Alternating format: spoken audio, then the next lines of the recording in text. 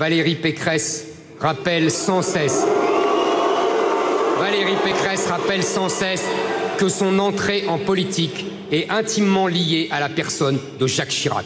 Elle se réfère sans cesse à lui. Croyons-la sur parole.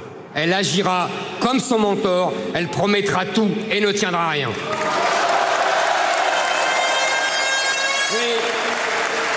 Oui, Chirac qui disait « Je vous étonnerai par ma démagogie ». Chirac qui disait « Les promesses n'engagent que ceux qui les écoutent ». Oui, croyons Valérie Pécresse quand elle répète qu'elle est l'héritière de Jacques Chirac.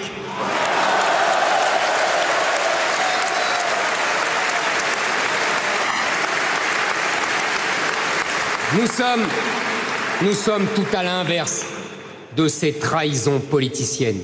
Nous promettons et nous tiendrons. Nous nous engagerons et nous ferons. Disons, mes amis, que ce sera notre serment de Villepinte.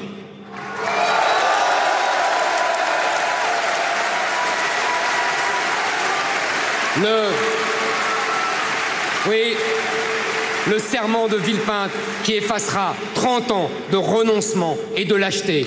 30 ans au cours desquels le peuple fut divisé, séparé, ostracisé, avec des électeurs du Front National traités comme des parias et des électeurs de LR intimidés, terrorisés par une gauche qui décidait souverainement qui était républicain, qui ne l'était pas, qui était dans le camp des bons, qui était dans le camp des mauvais. Ce temps-là est révolu.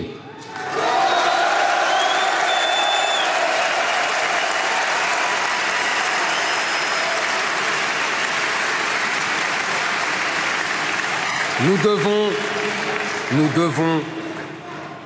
devons nous réunir, nous devons rassembler, nous devons unifier. Je veux rendre le droit de vote aux électeurs du Front National et je veux rendre la droite aux électeurs de LR. Ce n'est plus l'heure des querelles byzantines. Demain, la France peut disparaître. Notre devoir, c'est de nous lever. Notre devoir, c'est de nous battre. Notre devoir, c'est de nous engager. Un engagement très particulier, car nous n'allons pas combattre des personnes. À la différence de nos adversaires, pleins de haine et de mépris, nous ne luttons pas contre des individus.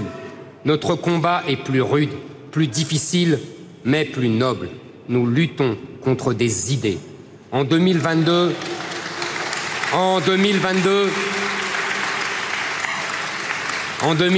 ce n'est pas seulement la personne d'Emmanuel Macron que nous allons vaincre, mais mieux, son idéologie, ce système dont il est le porte-drapeau, le porte-parole et l'exécutant. La personne Emmanuel Macron ne nous intéresse pas parce qu'elle est fondamentalement inintéressante.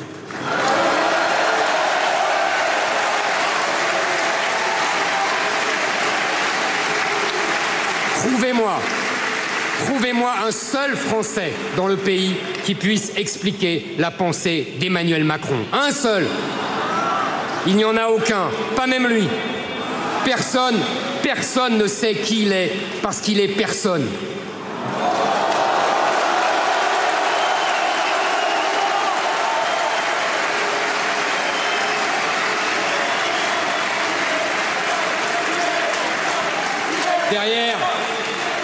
Derrière le masque de la parfaite intelligence technocratique, derrière la montagne d'idées superficielles, derrière les slogans contradictoires, derrière le « en même temps », synonyme de désordre, et le « quoi qu'il en coûte », synonyme de ruine, il n'y a personne, il n'y a rien.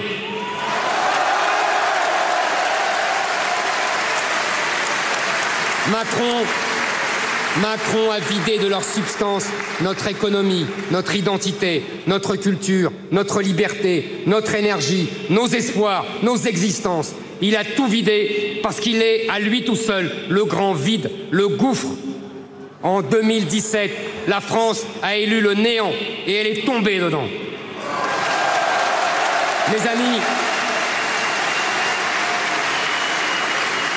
amis, il est temps de sortir notre pays et notre peuple de ce puits sans fond. Nous laisserons dans sa vitrine ce mannequin de plastique, cet automate qui erre dans un labyrinthe de miroirs, ce masque sans visage qui défigure le nôtre. Nous laisserons cet adolescent se chercher éternellement.